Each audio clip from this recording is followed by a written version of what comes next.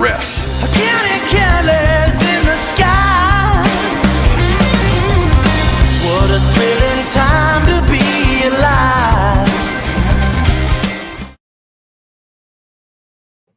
Happy late Saturday night. I know a lot of Georgia fans are not happy, about as unhappy as they could be with a win. I'm Jake Rowe. He's Rusty Mansell. We're from Dawgs HQ. This is the Georgia Show.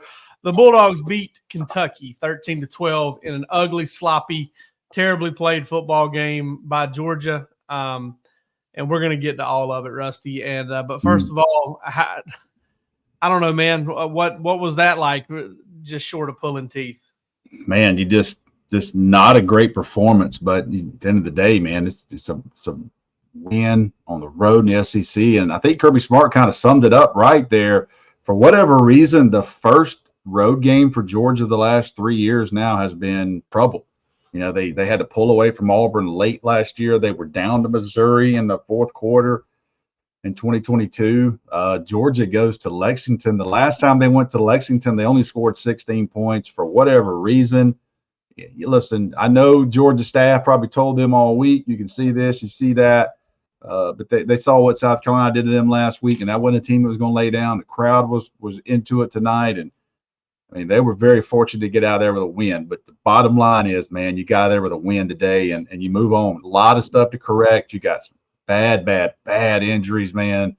Just brutal injuries right now for Georgia. Their D-line, I can't wait for you to do the snap count tomorrow and look at that from Dawgs HQ. But a win, man, a win on the road, and they just found a damn way. When the offense needed to do it, they got it done. Defense gives up 4 field goals a couple of times. Bend but don't break, but find a way to win. Ugly win, but you never, ever, ever apologize for winning on the road in SEC. It's like I remember as a kid, what Georgia did today was they asked their mama if they could do something. They snuck out and did it anyway when she said no, and they got hurt while they were doing it, and they broke something while they were doing it. It was one thing after another, Rusty. The penalties Dude, were nine penalties for Georgia, 85 yards. Kentucky had 4. I don't know the last time Georgia had 9 penalties in a game. All those extended drives due to penalties. All of those. Couple of them were just.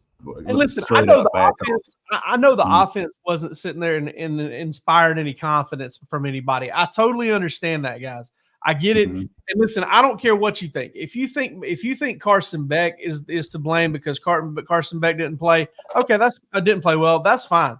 If you think it's the offensive line, that's fine. I kind of agree with you on both points. If you think it's Mike Bobo, you're right, because he gets those people ready to play.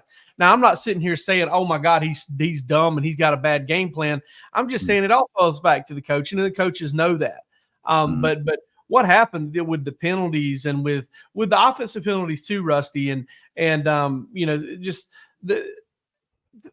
all of those extended drives, all that poor third down play by the defense and poor third down play by the offense limited Georgia, I think, to like 53 plays in the game. Georgia went long stretches without really touching the football. There were limited opportunities in that game, and Georgia didn't make the most of them, but it made enough of them. Yeah. Oh yeah. I mean, you won. I mean, it's not, we're not going to sit here, you've got to pick apart this, but the bottom line is Georgia freaking won a game, and they're 3-0 and you move on. It's not playoffs. It's not, they're probably not going to be number 1. But that doesn't matter right now. What's staring down the front of them is Alabama. Couple of things, let's just get into this. Couple of things that worry you tonight was getting whipped up front. I mean, they got whipped up front. Kentucky's front 4 absolutely whipped Georgia up front. Losing Tate Ratledge early on, that doesn't look good with a boot on. Same foot he hurt before. I don't know anything about him yet, so I'm not trying to speculate there. But, I know Tate, he's tough as hell, man. For him to come out of the game, I saw him tap his helmet immediately when he went down. So he was telling him he's hurt, and you hate that for him. We'll have more of those updates and those types of things. But the front 4 of Kentucky, man, got after Georgia. They could not run the football much at all. Credit Trevor Etienne. He had a heck of a game in the second half, making people miss. And I told you that's what he brings, the ability to turn 3rd and 7 into 3rd and 3 a couple times, you know, broke some long ones. So there is some positives there. Listen, I know there's so much pride in that offensive line room. They're going to look at that tape and Stacy Searles and those guys, they're going to go to work. I mean, they're going to go to work in a bye week. They're going to get after it. They got to get better because, man, they got flat out whipped up front. And Carson Beck, I think his timing was off. I think he was a little bit late tonight. I had a buddy at the game that I trust, and he said, Rusty, we can't separate. Our wide receivers can't separate from their DBs. We're trying to take some shots, and they're not there. And that's another thing. I have talked about that. One thing that I was a little bit worried about was, can these wide receivers create separation? Can they do that? And a couple of times, especially in the second half, they took a shot play on first down, and Beck had to take off running. They took a shot to Arian Smith deep, and they had him covered. Couldn't get out, had deep coverage on it. So there's a lot to kind of nitpick there. But offensively, man, they have got to find some people that can make explosive plays. And, you know, they found a way tonight. They found a way to find some plays there. A couple of balls. Carson Beck threw a ball on third down, Jake. I know you know what I'm talking about, right in the middle there to Dylan Bell. That was a freaking rope. For all that he was off tonight, that was a freaking rope he threw to Dylan Bell, which was a big first down in the game. A couple things I want to go over right here. 5 for 13, Georgia on third down. Kentucky was 9 for 16 on third down. Kentucky rushed, Jake. Kentucky rushed for 170 yards, which is, I mean, that's just you just don't hear that from Georgia. They rushed for 170 yards. They had 23 first downs.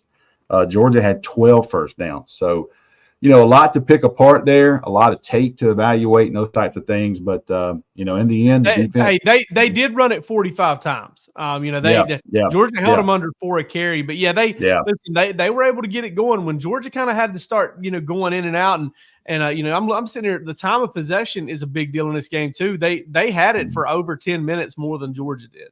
And, you know, when you start talking about Georgia's injuries and Georgia playing small ball, playing rabbit, kind of, you know, down inside with smaller guys, I think that probably did wear on them. But I tell you what, man, there are some things I think you got to be impressed with in this game. And one of those one of those is, all right, you come out of the half and, you know, Kentucky gets a couple breaks and they're able to come downfield. They're able to score, make it 9-3. Georgia's able to roll back down there. You would like to see them get a score, but they get 3. And then they get their first 3 and out. They're only 3 and out, Rusty. I think Georgia had 1 3 and out. It's crazy. You hold a team to 284 yards, Rusty, of total offense. Yes. And you got 1 3 and out. This game is drunk sometimes. It is absolutely drunk sometimes. But Georgia forced I guess the last one right there at the very end, I think they're giving them a 3 and out. You know, well, there's 3 plays for 17 yards somehow. But ultimately, I think that's a big sequence in that game. Georgia's offense did what it had to do. The defense, you know, stiffened and did what it had to do. Like, listen, I don't think it can be – I don't think we can underestimate the fact that Kentucky, you know, you never want to play a team on the road at night who is fighting for their life in September, because they're still healthy in September. They're still able to kind of get after it in September. They're still got embarrassed. Got embarrassed last week. And again, I'm not sitting here trying to make excuses for Georgia. Georgia played like crap. They played terrible. We get that. But I think, you know, you've got a confluence of things. It's never just 1 or 2, man. There's a lot of stuff going on. And, you know, listen, I don't think Georgia coached its best game tonight. I don't think Georgia played its best game tonight. And, you know, I probably didn't have my best day as a writer today either. You know, definitely didn't have my best day here recently with the razor, as everybody can tell. Oh, dude, we'll talk about that. We'll talk about that beard being taking an L yesterday. But touching base on a few things. I'll tell you what I like. I made some notes here. I'll tell you what I really like. Damon Wilson, man. Yeah, Damon Wilson made some plays. I mean, he was there. Jalen Walker continues to be that guy. I thought the linebackers played well. Ty Ingram Dawkins, man. You can see people in the comments over here. They're begging for a guy to kind of step up on the defensive line. Ty Ingram Dawkins, when he went down, I thought, oh, boy. I mean, I was talking in the thread on Dawgs HQ. I was like, boys, y'all need to watch 93. 93 is whipping this dude's ass in front of him. And he just missed a couple tackles for loss. Then he goes down. I was like, God, did I jinx this dude? And then he comes back in. Ty Ingram Dawkins and Xavier McLeod, that is really good news for Georgia to have those two guys play like that, because they're going to get back Jordan Hall, and they're going to get back Warren Brinson, and they're going to get back Michael Williams. And so think about that too defensively for Georgia. It can get a lot better, a lot more depth there. And I bet you Kirby Smart and Glenn Schumann were a nervous wreck going into this game, being, knowing that Kentucky was going to try to run the ball downhill on them and not having that defensive line. I put a tweet out at halftime and said, hey, those freshmen, whether they're ready or not, they're going to have to play them. They're going to have to play those freshmen. They played some young guys. Gabe Harris got in there and made some plays, 29, 99 played, the young D tackle, your guy.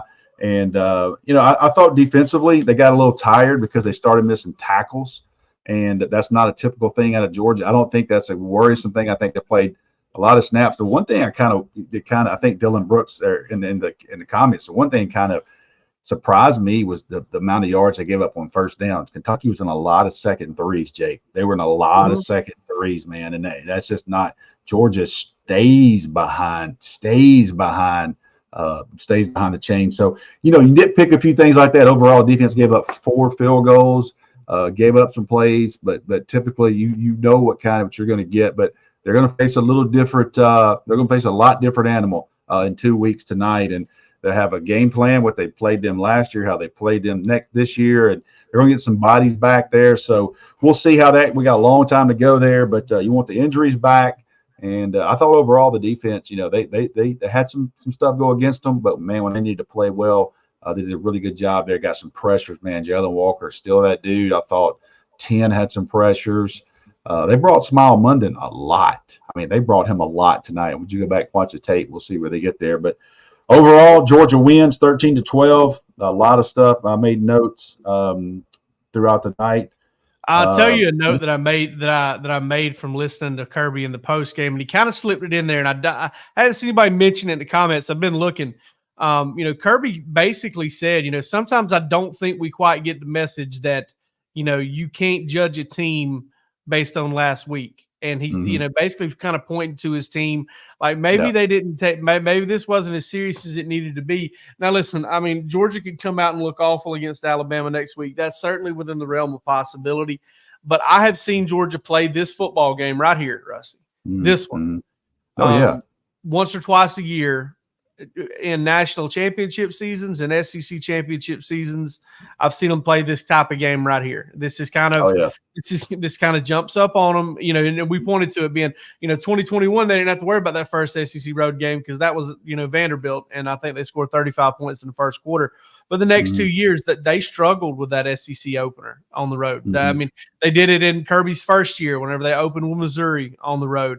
I want to say they struggled again there in the following year. I believe they played maybe Missouri again on the road, maybe South Carolina, but they gave up some points and still kind of struggled at times in that game. So that's none of that's to say that what we saw tonight is not a harbinger of things to come. It could be. And I guess, Rusty, that's what I kind of want to get with you is, all right, one of those games, or are you concerned? No, a little. The one thing I've kind of said is I feel like the wide receivers they're gonna have to win some one-on-ones. They're gonna have to win some one-on-ones. And one thing I will say tonight, Rusty, is I'd love to know how many one-on-ones. We don't get to see the full TV thing, but I'd love to see how many one-on-ones they actually got, because it seemed to me like Kentucky, especially kind of when Georgia was taking shot plays and they timed them up real well, is they backed out and they played coverage over the top of it. And Georgia kind of went some play action, and they were maybe, getting some guys double cover. Because, listen, we know Arian Smith can run by people. It's not that he can't separate vertically. And Dominic Lovett separated to the tune of 80-something yards receiving today, and had another opportunity where Carson Beck, almost got picked off. But I think that could have almost been a touchdown had Dylan Bell open for a big touchdown.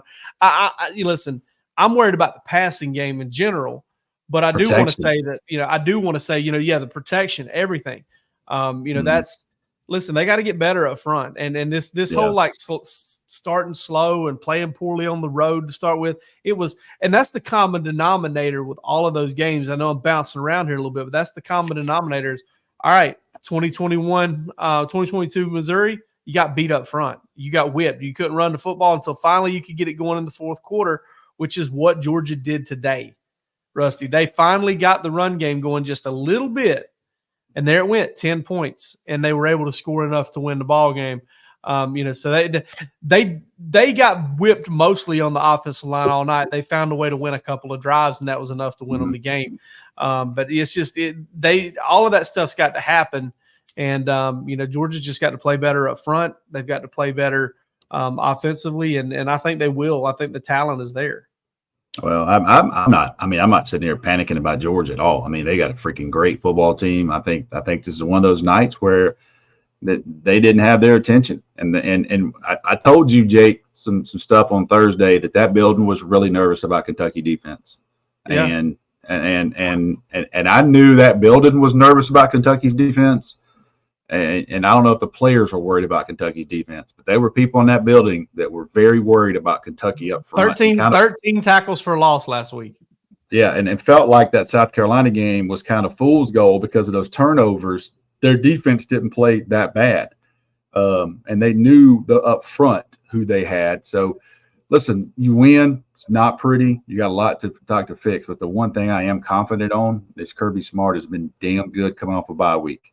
He's been damn good coming off a bye week, and they're not going to have to sugarcoat what's coming on in 2 weeks. This is the team that has beat you 2 out of the last 3 times you've played them, and they knocked you out of the entire thing last year. You're going to Alabama. This should be a full focus team coming into. Got to get healthy. Got to have a lot of work, but no need to panic at all about Georgia right now. You got to clean some stuff up. You got to find some things. You have something on tape. Everybody's going to look how Kentucky played Georgia tonight, and how's Georgia going to change those things? They are. They're 100%.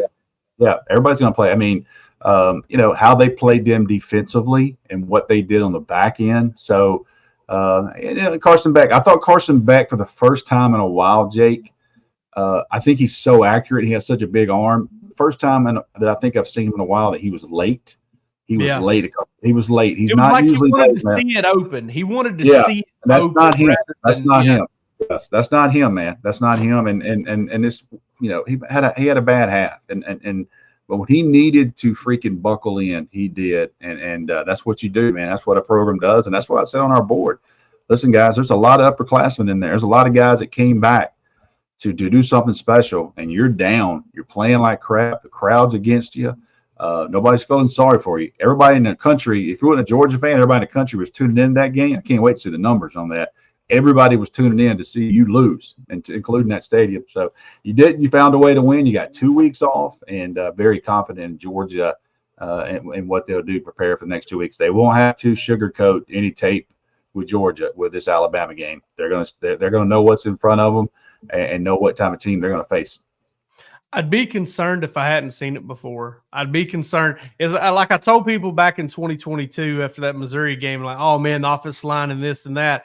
I said, listen, I'd be concerned if Georgia didn't play in that season opener, if that hadn't already happened. And I saw kind of what happened there.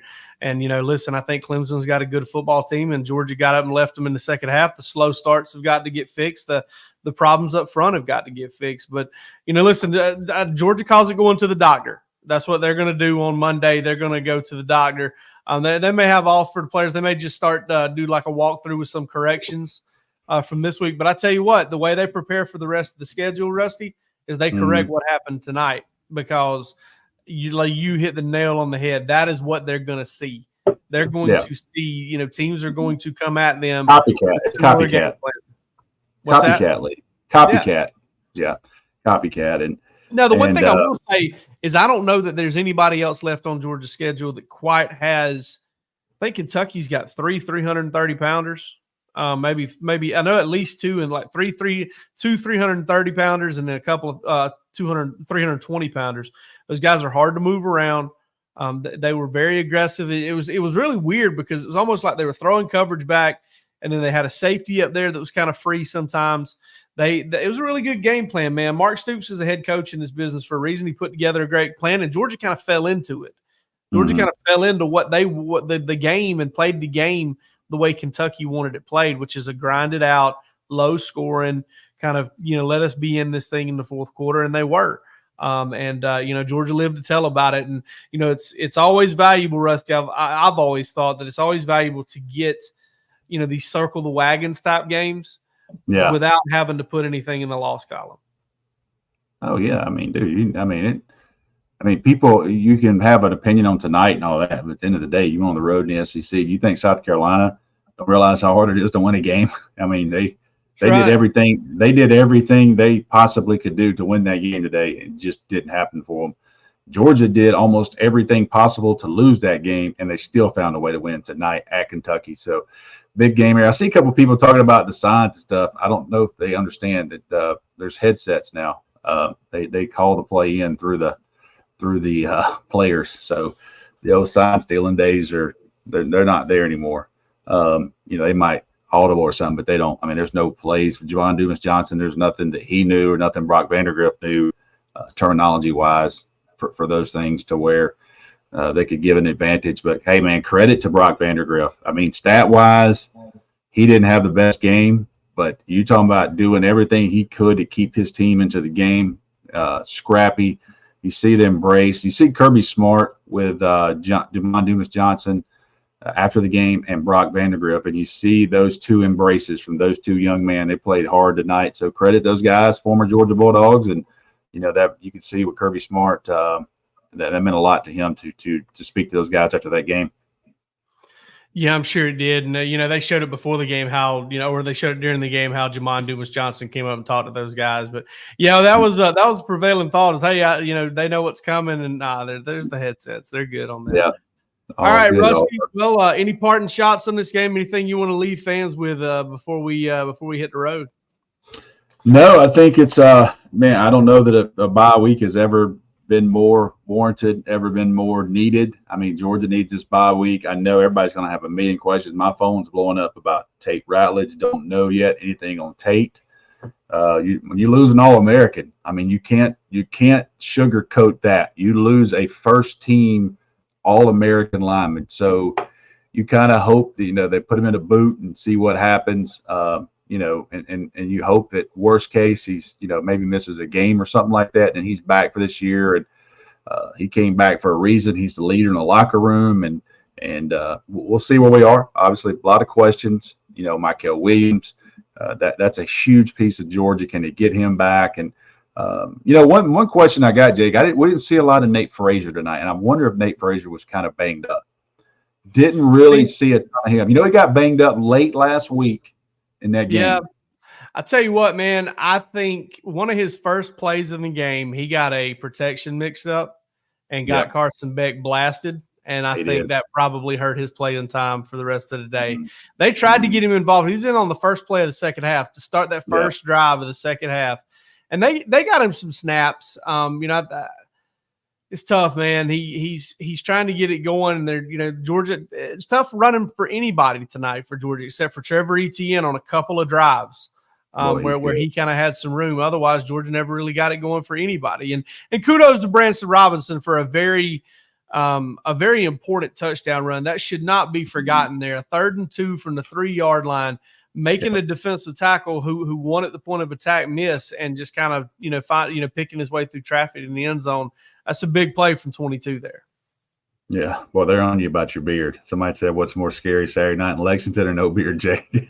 Yeah, I know, man. I know. I'm not very happy with it either. I'm not very. It was accident, right? We'll talk about it. Get it out of the way. It was accident. Yeah, I went to put a guard. I thought I put the guard on there. I was switching to another guard, and I just went, and it was I messed around with it. I did Joe Dirt and all that stuff. I had a mustache. I started to just leave the mustache like all the way down here. Oh man, I did not do. You'll be good. You'll be good by Thanksgiving. You'll be good by Thanksgiving. Yeah. No, I should be good by by Alabama. Yeah, I should be good by Alabama. It's rough, and Jake needs a bye week. I need a bye week to get the beard back. That's my fault, guys. It's my fault. Hey, we appreciate y'all. Thank you so much. Come on over to Dawgs HQ. We'd love to have you there. We're gonna have a lot more content. But for the post game show, that's all we got. Dogs win 13-12. We'll see you in a couple weeks.